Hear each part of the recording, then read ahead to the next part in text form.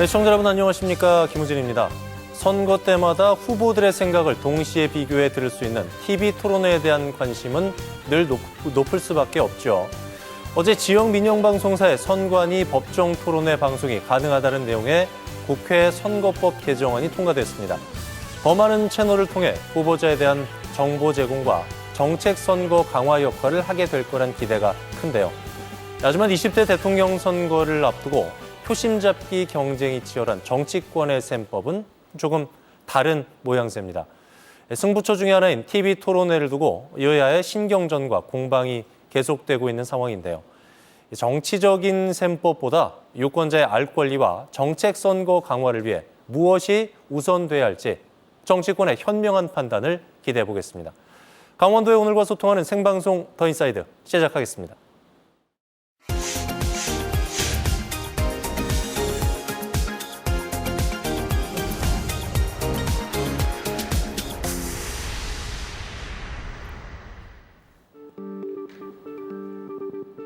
오늘 하루를 뜨겁게 달군 사건 사고부터 놓치지 말아야 할 주요 뉴스를 한눈에 정리해드리는 오늘의 뉴스캐스터 오서연입니다.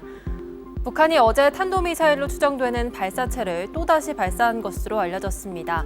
지난 5일 새해 첫 무력 시위를 한 이후 엿새 만에 발사된 극초음속 미사일은 비행거리 700km 이상, 최대 속도는 마하 10 내외인 것으로 전해졌는데요.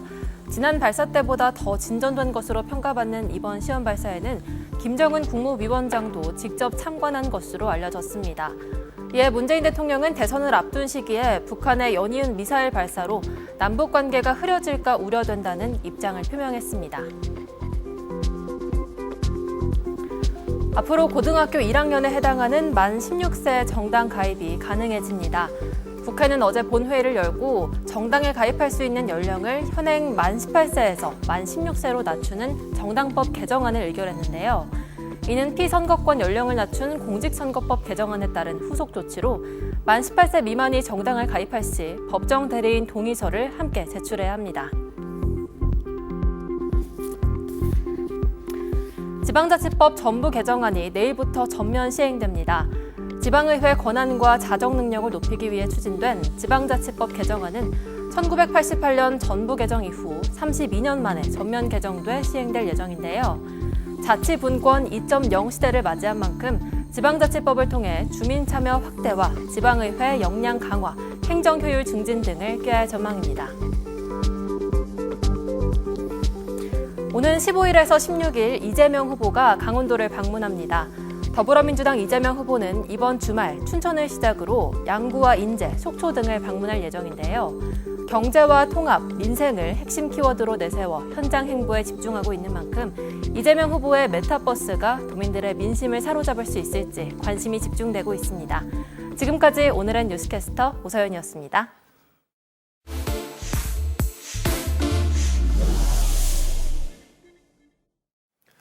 네, 계속해서 지역의 뜨거운 이슈와 현안을 기자의 선으로 정리해보는 뉴스 시간입니다. 정동원 기자와 함께합니다. 어서 오십시오. 네. 자, 2022년이 시작이 되고 강원도가 강원도청사를 춘천 옛 미군기지 캠프 페이지로 신축 이전하는 걸로 공식 발표를 하면서 찬성과 반대 여론이 아주 뜨겁습니다. 현재 상황부터 좀 정리를 해볼까요?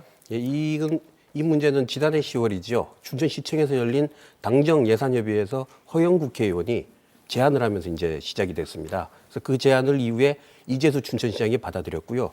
그리고 지난주에 최문순 지사와 이재수 시장, 허영 의원이 이전 확정을 발표하면서 결론을 냈습니다. 일단 이후로는 현 부지에 신축할 때 공사 기간 동안 임시 사무실 운영과 같은 매몰비 700억 원을 줄일 수 있고 또 곧이어 곧 착공할 동서고속철과도 가까워서 교통망도 충분히 확보가 된다. 그리고 또 원도심과 레고랜드 캠프 페이지를 연결하는 하나의 어떤 벨트가 만들어질 수 있다. 이런 점 등을 들었는데요.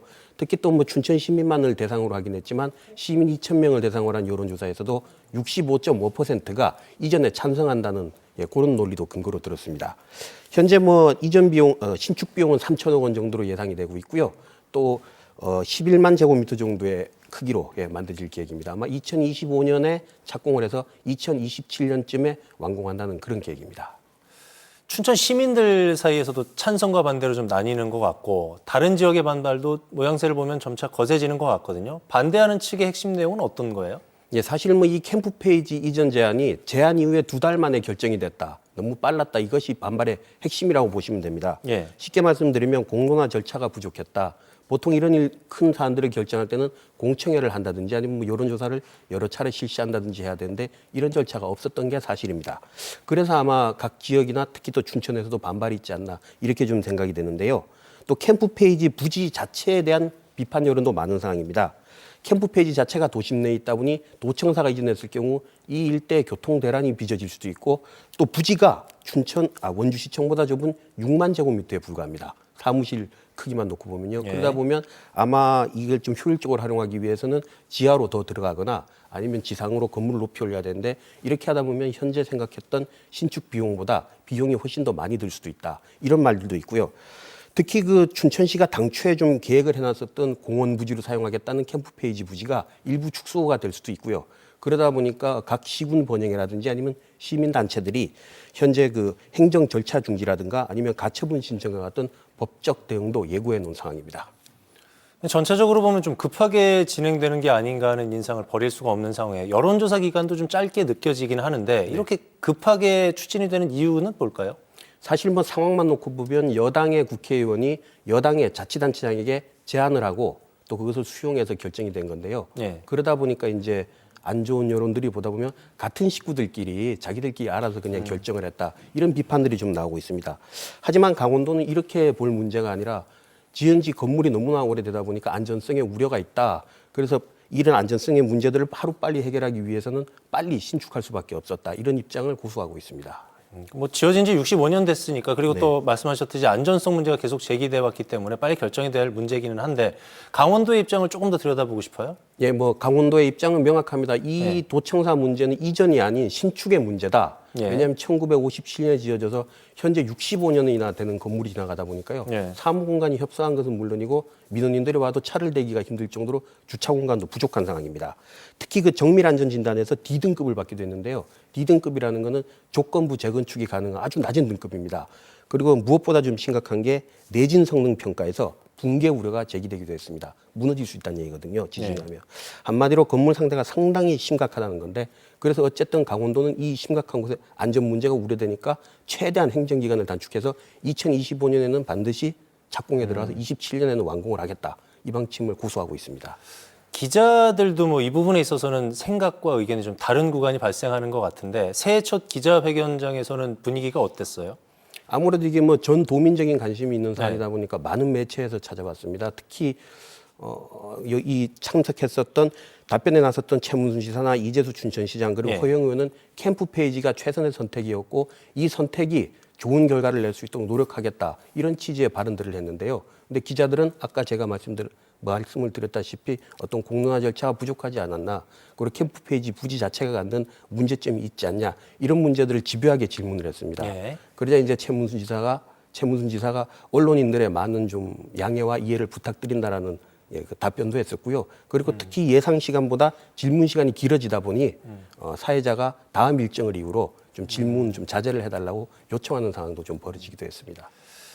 가장 걱정되는 구간 중에 하나는 역시 예산이거든요. 도청 신축하는데 필요한 예산이 3천억 원대로 들었는데 뭐 강원도 살림살이가 늘 그렇지만 그렇게 넉넉하지는 않은 상황인데 현실적으로 이게 무리는 없어요? 괜찮아요? 네, 현재 올해는 일단 50억 원 정도를 기금을 적립을 하고요. 그리고 매년 600억 원씩 해서 5년 정도를 모아서 기금을 조성할 방침인데요. 문제가 하나 있습니다. 이렇게 기금을 조성하려면 반드시 도의회의 동의를 받아야 되는데 이미 지난해죠. 도의회가 조금 더 신중한 접근이 필요하다. 이런 이유로 관련 조례를 한번 통과시키지 않은 적이 있어요. 부결시킨 적이 있습니다. 그러다 보니 도의회를 설득하지 못하면 기금 적립 자체도 어렵게 되고요. 특히 현재 강원도 빚이 1조 원대에 달하고 있습니다. 이런 상황에서 다시 또 3천억 원이라는 돈을 마련을 해야 되는데 그렇게 하다 보면 국비확보가 절실한데 실제로 과거에 보면 대구광역시에 있었던 경북도청이 안동으로 가고 광주광역시에 있었던 전남도청이 무안으로 간 적이 있습니다. 이때는 그 지역 균형 발전 차원에서 한 지역에 도청과 시청이 같이 있기 때문에 도청 이전법에 의해서 국비를 지원받았는데 춘천시는 이런 상황에도 해당이 안 됩니다. 쉽게 말해서 국비를 따기가 어렵다는 거죠.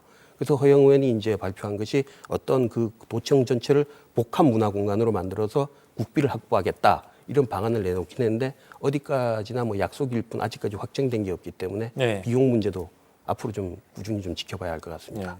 준공된 지 뭐 65년이나 됐으니까 더 미룰 수 있는 문제는 아닌데 이게 정치적인 다툼이라든가 내지는 지역 간 갈등으로 번지면 안 될 것 같아요. 네. 앞으로 진행 과정도 좀 계속해서 살펴주시기 바랍니다. 정동 기자 잘 들었습니다.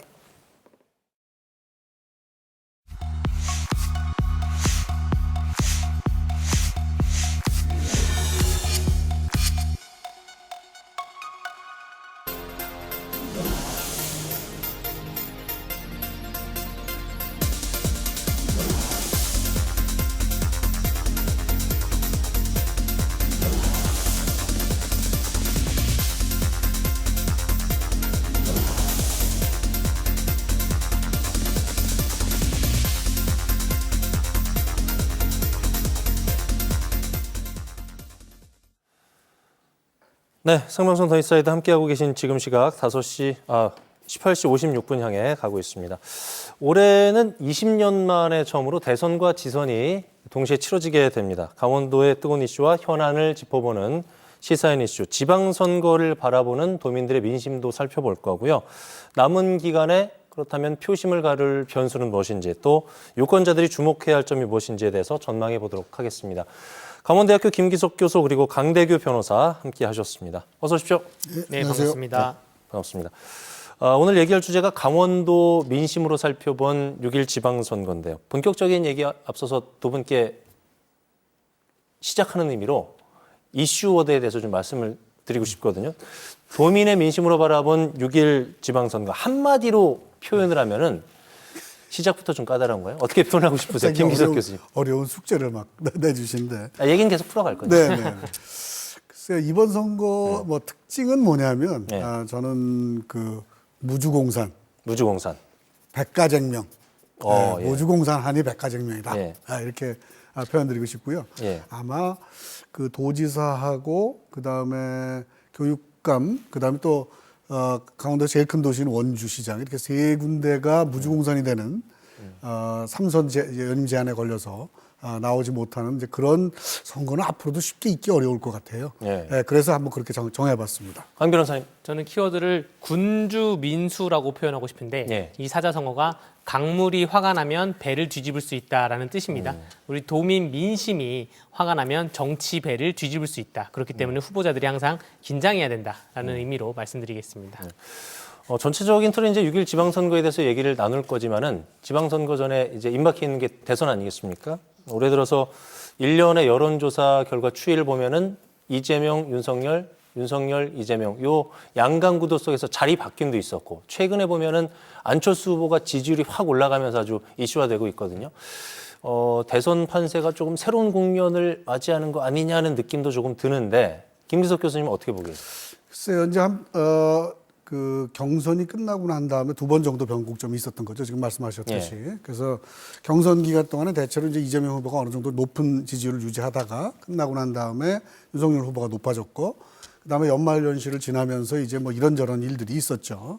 뭐 선대위 사건도 있었고, 그다음에 이제 무슨 잦은 말실수 때문에 뭐 자질 문제도 있었고 이러면서 이제 한번 지금 이제 뒤집어진 상태거든요. 이제 그리고 난 다음에 지금 현재 이제 후보자 등록까지 한 달 정도밖에 안 남았는데 지금 꽤 격차가 벌어진 상태예요. 말하자면 오차 범위 바깥으로. 그래서 이재명 후보의 경우에 30%대 후반, 뭐 40%에 거치는 경우도 있고, 그다음에 윤석열 후보의 경우에 30%대 초중반이다가 지금 20%대 후반으로 지금 약간 밀려 있는 상태고, 그 부분을 안철수 후보가 이제 좀 가져가 있고요. 자, 이것은 이제 양자 구도에서 삼자 구도로의 변화를 의미할 수가 있어요. 이유는 뭐냐 하면 시간이 지나면 또 뭔가 큰 변화가 있을 수 있는데 지금 시간이 너무 없습니다. 네. 후보자 등록까지 2월 중순에 이제 2월 13, 14일인가 그렇죠. 그렇기 때문에 빠른 시간 안에 원래의 지지율을 회복하지 못하면 이제 삼자 구도로 갑니다. 삼자 구도로 가면 1대1 구도와는 다른 예컨대 뭐 후보자 공동정부 뭐 이런 얘기들, 그다음에 후보자들 간의 단일화 이런 얘기들, 이런 새로운 변수들이 생겨나는 것이죠. 이제 그런 측면에서 어떤 판의 변화가 있는 것이다. 예. 이렇게 볼 수 있겠습니다. 황 변호사님. 저는 안철수 후보의 부상이 크게 의미를 두지 않는 것이 18대 대선도 그렇고 19대 대선 때도 안철수 후보는 이런 비슷한 양상을 보여왔습니다. 사실 이번 선거에서 거대 양당의 두 후보, 윤석열, 이재명 후보의 간극이 어느 정도 있고 안철수 후보의 지지율이 그 간극을 메울 것이다라는 게 의미가 된다고 하면 안철수 후보가 캐스팅 보트의 역할을 할 수 있겠으나 지금 현재 양 후보가 양 거대 정당의 양 후보가 비등비등 엎치락 뒤치락 하고 네. 있거든요. 이러한 상황에서 굳이 안철수 후보를 안고 안 가도 그냥 말씀하신 것처럼 3자 구도에서 양당 거대 후보가 그냥 단검 승부를 하는 게 더 낫지 않을까 생각이 들고요. 물론 안철수 후보를 끌어안고 가는 후보가 당선 가능성은 훨씬 높아질 것입니다. 그런데 끌어안는 과정에서 굉장히 많은 소모전이 발생할 것이고 거기서 또 읽는 부분도 많기 때문에 섣불리 접근하기 힘들 것이고 다만 후보 간이 아니라 어떠한 정당 차원에서 안철수 후보가 지금 국민의당이기 때문에 정당 차원에서 흡수식의 합당이 이루어진다고 하면 그러면 또 다른 변수가 될 수 있을 것이라고 생각이 됩니다. 지방선거로 얘기 가져오죠. 도지사와 도교육감 선거 3선 연임 제한으로 걸려서 지금 도지사 교육감 출마할 수 없는 상황인데 강원도지사 후보 먼저 볼까요? 꽤 많은 인물들이 자칭타칭 거론되고 있는 것 같은데 강대규 변호사님, 야권에서는 어떤 분들이 거론되고 있어요? 야권에서는 현재 실제 출마 가능성이 있다고 하는 분들이 가나다 순으로 말씀드리면 예. 김진태, 박정아, 정창수, 예. 황상무 순으로 되어 있고요. 예. 또 항상 그렇듯이 도내 재선 이상의 국회의원들도 하마평에 오르고 있습니다. 그런데 이 도지사는 시장군수 공천과는 다르게 중앙에서 중앙당 공천위원회가 생기기 때문에 결국 대선에 누가 당선이 되고 그 당선될 대선 후보 주변에 어떠한 위치를 포진하고 있느냐, 당선될 대선 후보와 어떠한 철학을 공유하고 있느냐, 이것에 따라서 공천 구도가 크게 달라질 것으로 보여집니다. 그렇군요. 강대규 변호사께서 야권 후보로 김진태, 박정아, 정창수, 황상무 후보 꼽았는데 김기석 교수님, 요 분리를 좀 따져봐야 되겠지만 가장 안 나왔으면 좋겠는 후보, 확정이 안 됐으면 좋겠는 후보 한 명만 꼽으면 누굴 꼽으시겠어요? 글쎄요, 제가 보기에는 이제 강력한 후보라는 얘기예요. 강력한 후보. 우리 그렇죠? 진영에서 봤을 때 인지도와 이제 네. 장래성 이런 거거든요. 예. 글쎄 제가 보기에는 박정아 후보가 상당히 장래성이 있는 후보가 아닌가 그런 생각을 합니다. 가능성이 네, 알겠습니다. 일단 지금 현재 인지도는 네. 김진태 권성동 의원이 높은데 네. 아무래도 그동안의 어떤 여러 가지 정책 행보를 봤을 때 잠재력이 있지 않나 그렇게 저는 보고 있습니다. 네. 역시 프로세요. 잘 마무리를 해주시네요. 여권에서도 자칭타칭 거론되는 물망에 오르는 인사들이 있는 것 같아요. 어떤 분들 계세요? 여권은 뭐 한 4분 정도 되지 않나 싶습니다. 예. 우선 그 이광재 전 지사가 예. 거론이 되고 있고요. 그다음에 홍남기 부총리가 한동안 거론이 많이 네네. 됐었고요. 그다음에 지금 3선 연임에 걸려서 이제 원주시장을 더 나오기 어려운 원창목 지사가 거의 네. 그 출마를 굳힌 것 같다는 분위기고요. 네. 그다음에 또 이제 김우영 그 전 서울시 부시장인데요. 예. 이분이 이제 지금 출마 준비를 하고 있다 그런 얘기들이 전해지고 있습니다. 강대규 변호사님 역시 마찬가지 질문이에요. 상대 후보로 맞이하고 싶지 않은 분. 저는 예. 반대로 맞이하고 싶은 분을 좀 말씀드리겠는데 예. 우리 국민들이 보기에 관전 포인트로서 예. 이광재 의원이 나오면 말씀하신 그 박정아 위원장을 예. 지난번 원주 2년 전 총선 이후에 예. 리턴 매치를 2년 만에 볼 수 있지 않을까 하는 기대감도 있고요. 두 번째로 이 이광재 의원이 평창 출신의 원주에서 공부를 한 사람입니다. 예. 근데 국민의힘의 황상무 후보는 평창 출신의 춘천에서 공부를 한 사람이에요. 예. 이 평창에서 나고자 하는 사람들이 각각 강원도 내 주요 도시에 포진해서 공부를 했고 또 두 분 다 중앙에서 활동을 하고 또 내려오신 분들이기 때문에 또 여기 이러한 관전 포인트가 또 있을 수도 있다 이렇게 보여집니다. 네. 강원도의 정치적인 흥행에 대해서도 신경을 많이 쓰시는 것 같아요. 그렇죠? 네, 맞습니다. 이거 중요합니다. 굉장히 중요한 얘기, 빅매치가 펼쳐지기 위해야 그렇죠. 중앙에서도 강원도를 바라보는 정치권에 대한 시각도 달라질 수 있기 때문에 네, 일단 우리 도민들이 관심을 좀 먼저 갖는 게 물론 우선이기 때문에 그게 그러니까요. 정치권의 역할이라 할 수 있습니다. 홍남기 경제부총리 얘기 나왔었는데 불출마 의사를 밝히기는 했습니다마는 계속해서 거론이 되고 있단 말이죠. 시간적으로 봤을 때 얼마 남지 않긴 했지만 그래도 물리적으로 출마가 불가능한 상황은 아니지 않습니까? 그렇죠. 홍남기 부총리의 출마 가능성, 김기석 교수님 어떻게 보고 계세요? 그래서 이제 이렇게 개인적인 말씀을 드리게 되면 이제 쉽지 않아요, 이게. 예. 뭐, 대충 다 이렇게, 관계도 다 있고 말이죠. 네. 홍남기 부총리는 어떤 어려움이 있느냐면요. 그 경제부총리라는 자리는 굉장히 막중한 자리거든요. 막중한 자리라서 이게 비어서는 안 되는 자리인데 예. 이분이 그만둘 타이밍을 놓치지 않나 하는 생각이 들어요. 예. 왜냐하면 지금 이제 선거는 3월 9일이고 대선이 그다음에 그 임기는 이제 5월 9일까지거든요. 그랬을 때 지금 5개월도 채 안 남았는데 그랬는데 이제 이분이 만약에 사임을 하셨을 때 네. 그 후임자를 고르고 그다음에 또 뭐 검증을 하고 청문회를 하고 그다음에 임기가 얼마 남지 않죠. 이제 그러다 보니까 이분이 그만두시더라도 후임자를 찾기가 어려워서 그래서 그만두고 나와서 도지사를 위해서 뭔가 정치 활동을 하고 이러기가 어려운 상황이 됐어요. 그래서 몇 차례 이제 본인은 상당히 의지가 있었던 것으로 알려져 있고 네. 몇 차례 그 사임을 하려고 했던 적도 있었던 것 같은데 그런 요새 그 청문회 통과하기가 너무너무 힘들지 않습니까? 사실은 이제 그런 여러 가지 측면 때문에 출마하기가 상당히 어려워지지 않았나 하는 생각을 가지고 있습니다.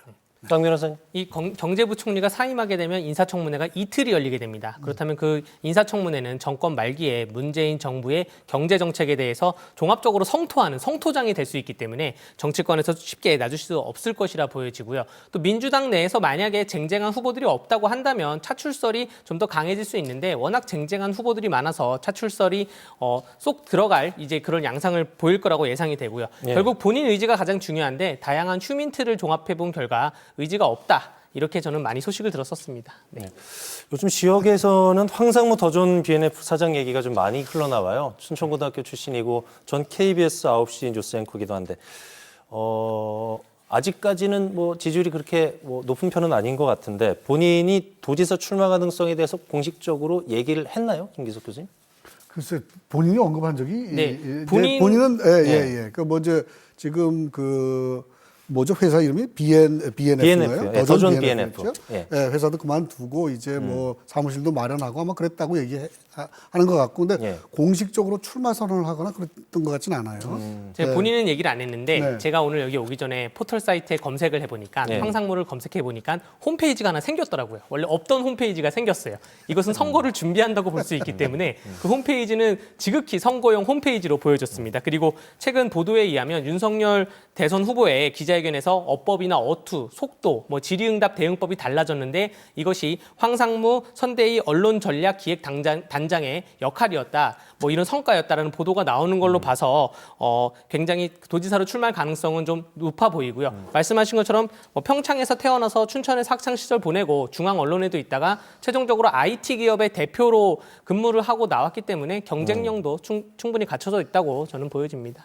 공식적으로 뭐 출마의 공식 기자회견 한 건 아니지만 홈페이지라든가 여러 가지 정황을 봤을 때 출마 쪽으로 가닥이 잡혀가는 것 같다는 예, 말씀이시죠. 근데 출마 기자회견은 한동안 모든 후보들이 여야 모든 후보들이 전국적으로 못할 것이 지금 출마 선언을 하게 되면 왜 대선 후보를 돕지 않고 네 선거를 하게 되느냐라고 선대위에서 굉장히 견제와 그렇겠죠. 포화를 받습니다. 그래서 2월 1일이 예비 후보 등록일인데 아마 전국적으로 도지사 후보군 중에 예비 후보 등록을 선뜻할 후보는 아마 없을 것이라 보여지고요. 사실 지금은 출판 기념회를 도지사 후보들이 마구 열 그럴 시기인데 그런 양상도 아마 이번 선거에서는 보여지지 않을 것이라고 생각이 됩니다.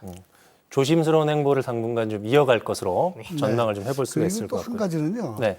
지금 잘못 날짜를 선택해가지고서 만약에 출마 선언을 하거나 하잖아요. 예. 매스컴에서 전혀 관심을 못 받을 가능성도 있어요. 왜냐하면 그날 대선과 관련된 중요한 뭔가 이벤트가 터져버리면은 예. 굉장히 아무 쓸모없는 행사가 돼버릴 가능성이 있거든요. 그래서 지금 다들 조심하고 있는 상태죠. 예상 후보군들 살펴볼 때 여야의 어떤 분들이 붙을 가능성이 높을지에 대한 얘기들도 좀 해보면 좋을 것 같고 개인적인 의견이에요. 이거는 어떤 분하고 좀 맞대결을 하면 요거 재밌겠다. 정치라는 게 그렇잖아요. 내년에 대선도 있고 지선도 있는데 이게 좀 맞대결, 빅매치가 또 이슈화되면은 보는 사람으로서는 또 유권자들로서는 관심이 집중될 수밖에 없고 보는 재미가 더할 텐데 빅매치 어떤 후보 대 어떤 후보? 저는 뭐 아까 말씀드렸다시피 이강재 의원과 박정아 위원장의 리턴 매치, 또 이강재 의원과 황상무 후보의 평창 매치, 뭐 이렇게 매치가 되면 좀 더 재밌는 관전 포인트가 될 것이라 봅니다. 예, 그렇군요. 김기석 교수님. 뭐 저는 약간 좀 원칙적인 말씀을 드릴게요. 저희가 그 이제 도지사를 모실 때 도지사를 이제 우리가 선출을 할 때 제일 그 큰 어려움이 뭐냐면 왜 우리가 강원도 인물들이 좀 중앙에 가서 큰 정치인을 그렇죠. 커주기 바라잖아요. 도지사 정도가 되려면 중앙에서 어느 정도 달성한 게 있는 분들이 내려와야 되는 예. 것이죠. 이제 그래서 이분들이 더 강원도에 와서 좋은 도정을 펼쳐주는 게 더 중요한지, 예. 아니면 중앙에 남아서 중앙 정치를 하면서 좀 큰 정치인으로 커주는 게 더 중요한지, 이제 그것들을 조금 유권자들이 선택해야 되는 그런 문제가 있는 것 예. 같아요. 그래서 뭐 여기 계신 지금 거론되고 있는 분들은 모두 다 나름의 방식으로 이제 정치인으로 커온 분들인데, 그분들이 어떤 역할을 했을 때 가장 강원도를 위해서 좋은 그 정치를 할 수 있는지 그런 걸 좀 생각하시는 게 좋겠다. 그렇게 넘기겠습니다. 네. 교수님, 예, 잘 넘겨주셨어요. 네. 네. 교육감 선거 얘기도 해볼까요? 네. 진보 쪽에서는 자칭 타칭 거론되고 있는 분들 어떤 분들이에요? 그래서 이제 그 진보 보수를 교육감에서 얘기하는 게 뭐인가 있을지 잘 모르겠습니다. 이제 2000년대, 2010년대에는 대개 전교조와의 관계를 중심으로 해서 진보 보수 얘기를 했었거든요. 근데 지금은 그 소위 이제 전교조 말하자면 그 백그라운드로 했던 민병희 교육감이 3연승을 한 것이죠.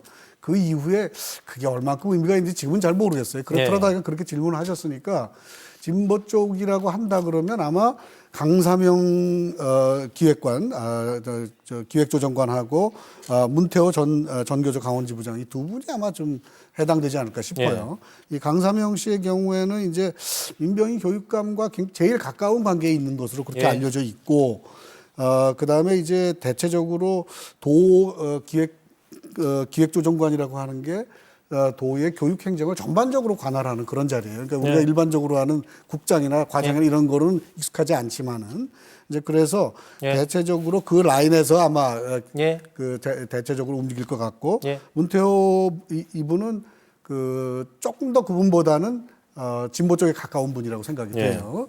그래서 그 대체로 뭐 대입제도 개혁이나 아니면 사회평등 이런 문제들에 대한 거대 담론을 굉장히 열심히 이끌어온 그런 분이었던 것 같습니다. 거기까지 듣고요. 보수 쪽에서는 어떤 분들 거론되고 있습니까? 뭐 언론에서 분류하는 거는 신경호, 민성숙, 유대균, 원병관, 조백승 등이 있고 뭐 진보 보수인지 아직 구분이 안 된 뭐 최강익 후보 등이 있습니다. 신경호 후보는 지난번 교육감 선거에도 출마했던 분이고 11월에 출마 선언을 했었고요. 민성숙 후보는 작년 12월에 출마 선언을 했었고 아직 다른 분들은 현직에 계신 분들이 많기 때문에 출마 선언은 아직 안 한 분들이 아직 많이 있다고 말씀드리겠습니다. 자, 도교육감 후보군 관련돼서는 내일 자치단체장 관련된 후보군들 얘기할 때 다시 한번 언급을 할 테니까 오늘 이 정도까지 들어야 될 것 같고요. 시간이 참 부족하네요. 도지사와 교육감 후보군만 출연돼도 이렇게 시간이 갑니다. 시사인 이슈, 저의 오늘 이슈워드는 천리길도 한 걸음부터거든요. 후보나 유권자의 입장이 좀 다른 것 같아요. 코로나19 때문에 요즘에 예전처럼 선거운동할 때 오프라인으로 하기가 제한이 많다 보니까 후보들은 마음이 조급해지고 본인 알리기에 어려움이 많을 텐데, 반면에 유권자들은 꼭 그렇지는 않은 것 같아요. 후보자들을 철저히 공약을 검증할 수 있는 시간이 충분하단 말이죠. 그래서 천리길을 한 걸음 한 걸음 걷는 것처럼 이 후보자들의 자질도 검증을 하고 공약 그리고 정책에 대해서 꼼꼼히 좀 짚고 넘어가야 할 때가 아닌가 싶습니다. 자, 오늘 자치단체들의 후보군들에 대한 이야기 내일도 계속해서 들어보도록 하고요. 두 분과는 인사 나누도록 하겠습니다. 김기석 교수, 강대규 변호사와 얘기 나눠봤습니다. 오늘 말씀 고맙습니다. 네, 감사합니다. 감사합니다. 네, 생방송 더 인사이드 저희가 준비한 소식은 여기까지입니다. 내일 저녁에 다시 찾아뵙죠. 고맙습니다.